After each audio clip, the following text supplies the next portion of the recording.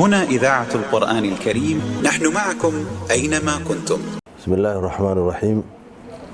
كل waxaan ka soo hadalnay macalinka shalay wax badan ka soo hadalnay macalinka iyo waxa ugu weyn macalinku yahana waa ikhlaaska iyo mas'uuliyadda uu hayo mas'uuliyad aad u weyn.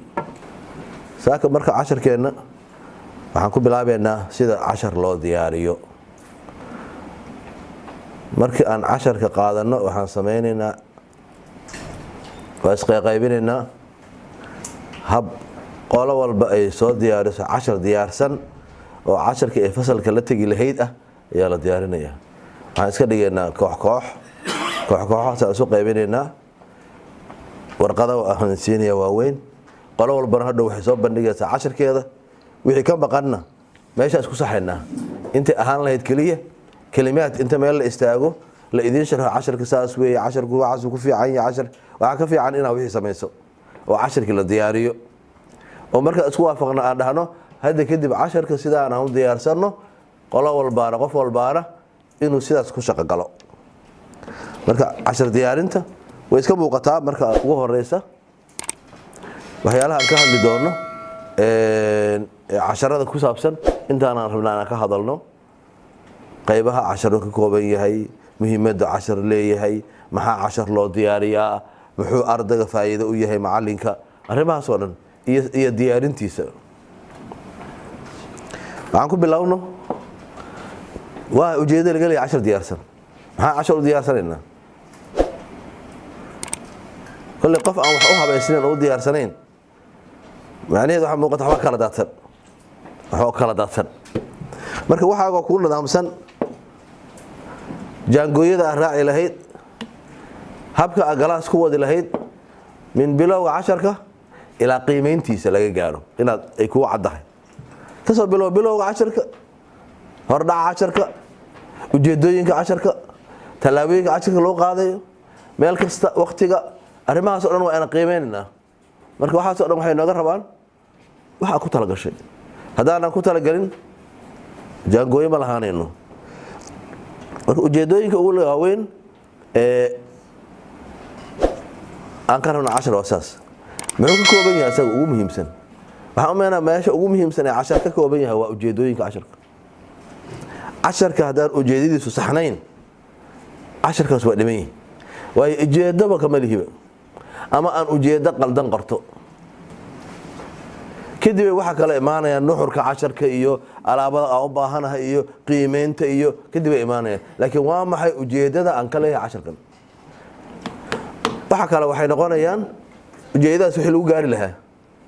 casharka maanta ujeedadiisa waxa weeye marka uu dhammaado in macalimiinta meesha fadhida ay qori karaan cashar diyaarin saxan boqolkiiba 80 oo kale. cashar diyaarin saxan in macalin kasta qori karo ujeedada casharkeena. si arrintaas aan u gaarno waa inaan jabsanaa ujeedooyinka xataa sii kala jabinaa oo dhahno waa in uu qori karaa ujeedooyin saxan ee casharka, waa inuu qori karaa tallaabooyinka casharka loo maro. cashar diyaarin dadka kusoo dhacda ma aha casharkii buugga ku yaalay soo khulaasee ee buugga macalinka keen. taas cashar diyaarin maaha. cashar diyaarin ayadoo intaas aysan ku jirin waa cashar diyaarin noqon karaa. casharkii khulaaso ka soo samee oo buuggaada kusoo guuri. ujeedadu taas cashar diyaarinta loo jeeda ma aha.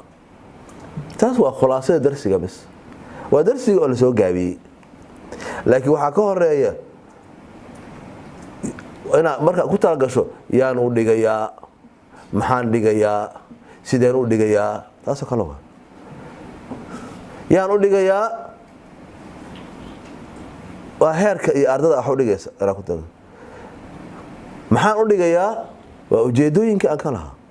maxaan dhigayaa iyo sidee, inta waa laga rabaa. marka mid aan meel ku xiranno cashar diyaarini ma aha. buugga ka soo diyaarso casharkii ee buugga macalinka keen. intaas may waxaa ka horeeya ujeedada casharka. koow, qodobadii casharka ujeedada qoro. tallaabooyinka bilow. hordhaca maxaan ku sheegi doonaa? inta ku qor waxaa ku sheegi doonta hordhaca.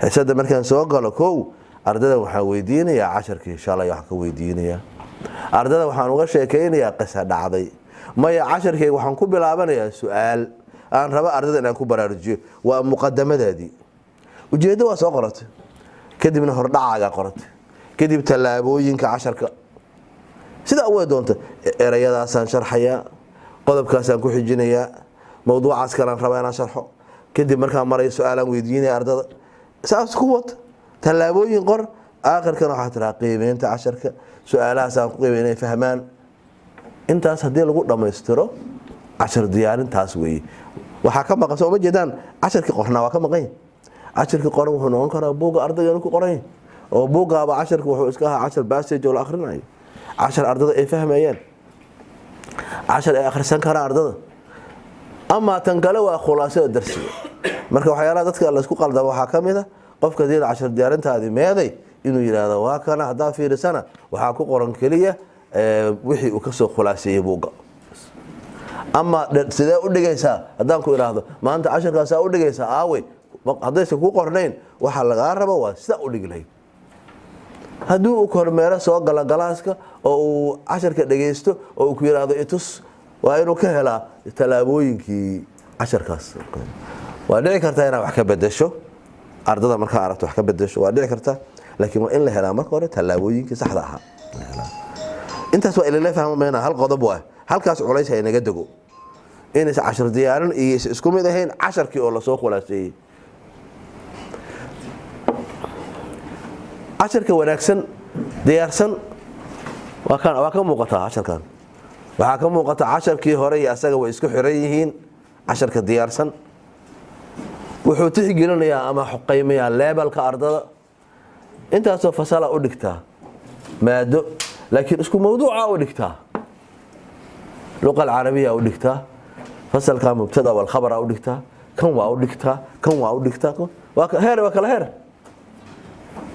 mid walba intiisa loo dhigayaa qof walba tog walba mugiisu qaada marka waa ina heerkii ardada ku qiimeysaa cashar wuxuu wataa motivation waxyaalaha ardada lagu xiiso gelinayo lagu dhiirigelinayo inay casharka jeclaadaan inay maadada sii jeclaadaan inay nolosha ku dabaqaan waxaan kaloo casharkii laga helayaa wax alla waxaan u baahanahay hadday naga maqan yihiin waxyaalaha aan u baahannahay shay ka mid ah u baahanta maanta in ardada tusto waa iska buuxaan magaalada waxaa laga yaabaa marka laga hadlaayo qalabka iyo waxaas maskaxda ay nooga soo dhacdo in la helo shaybaar inta aan haysano ama inta aan awoodi karno waxba ku fahamsiin karna ardada xataa maanta waxaan u maleynaa mararka qaarkood iyadoon shaybaaro lahayn haddii lasoo duubo waxyaalaha qaarkood waa la tusi karaa ardada iyagoo duubano wixii oo la samaynayo ardayaan shay weydiiyey waxay dhaheen annaga ma naqaano shaygaas madax kuti ma taqaanaa mayr ma naqaan bay dhaheen maxaa madan dubbiga maa la dhahaa mase oorsada waxaa kugu filan ma sawirkeeda tus ma dhammaatay inta radkan galay waa ku qornay waa soo baxday waa dhammaaday casharkaas waa kaa dhammaaday ma sawirkaas waa kaas shayga aan la aqoon maalinkaa laga rabaa xataa musawir hebel hadduusan magaciisa aqoon musawirku intuu sawiro sawirka googolka geliyo googolkan magacu sheegaa shay aan naqaano khudaar aadan aqoon soo qabo shay aadan aqoon soo qabo furuuda sawirkiisa qaad googolka meel laga geliyo leeyahay sawirada geli magaca lagu siinayaa af carabi soomaali wixii ku jira maanta waxyaalo badan oo maraajic hore laga helaya iska yaala marka casharkaaga diyaarsan waa in laga helaa casharkii hore kan maxaa xiriir ka dhexeeya casharaan soo diyaarsaday ardada markaan cashar ku bilaabayo hordhacaygii waxaan arkay kii shalay inaysan fahamsanayn meel aan hore ugu socdo ma jirto kii shalaa maqane kormeera hadduu yimaado iyo afar haddee rabaan ha yimaadaan ujeedadaas oo in arda wax la fahamsiiye ma ahayn casharkii shalay ayaan la fahmin asbaabtee doonta ha noqoto maanta casharkii shalay loo baahanya kii shalay oo qaara iyo kan maanta oo qaara haddaa rabto haddii loo wada baahdo ku celi marka waa in xiriir ka dhexeeya casharkaas ku beesgaraysay kii hore waxaan dhahnay heerka ardaga waa inuu ku xiran yahay casharkaaga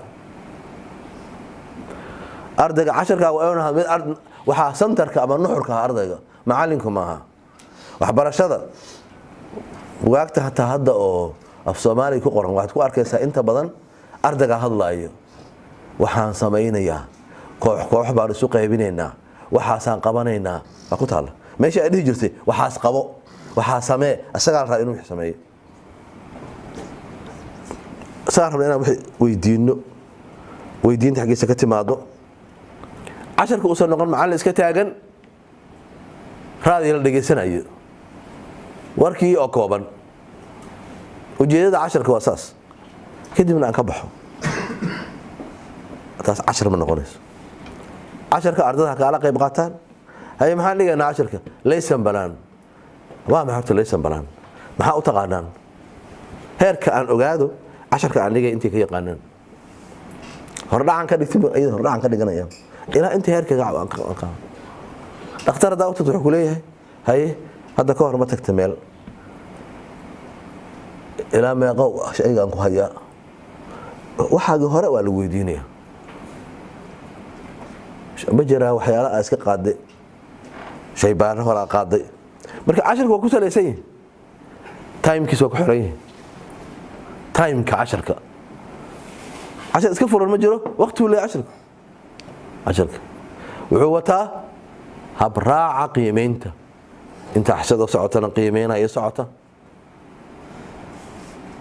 macalinkaasaan su'aal weydiinaya hadda macalinkaasaan weydiinaya waan leeyahay casharadii hadda aan waday meela socotaa hal su'aalan ka weydiinaya marka qiimeynta waa u baahanna iyo wax kasta u baahanna marka cashar wanaagsan markaan inaan qiimeyno waa maxay tilmaamaha lagu yaqaan cashar wanaagsan hadhow marka aad wax qoraysaan waa qiimeyn doonaa cashar wanaagsan ma yahay casharkan mise ma aha ilaa waxa laga rabaa wax kasta inaad keento oo cashar wanaagsan looga yaqaanay